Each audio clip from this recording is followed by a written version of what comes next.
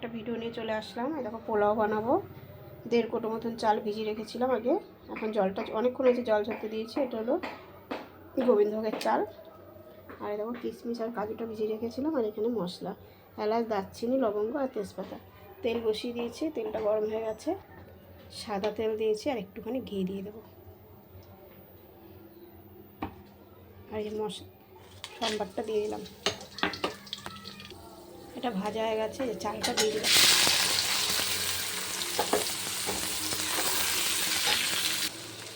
দারচিনি, এলাচ আর ইসেটা দিয়ে দিলাম।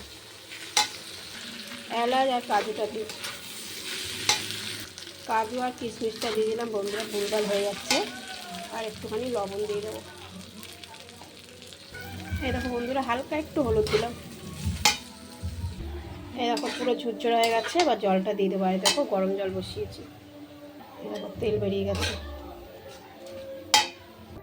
এই দেখো বন্ধুরা, জলটা দিয়ে দিয়েছি।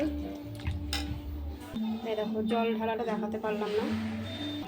এই দেখো আর একটু হবে, তারপরে চিনিটা দেবো। এই দেখো চিনি এতটা দিয়ে দিলাম। এই দেখো বন্ধুরা, রান্না হয়ে গেছে। একটুখানি ঘি দিয়ে দিলাম আর একটুখানি হালকা হলুদ দিয়ে দিয়েছিলাম। কালারটা পুরো সাদা ছিল। কেমন লাগলো আমার রান্নার ভিডিওটা অবশ্যই কমেন্ট বক্সে জানাবে বন্ধুরা। আর এটা এখন কড়াইতেই রেখে দেবো, ঠান্ডা হলে পুরো ঝুরঝুরে হয়ে যাবে। এই দেখো, ঠিক আছে, পুরো ঝুরঝুরে হয়ে যাবে।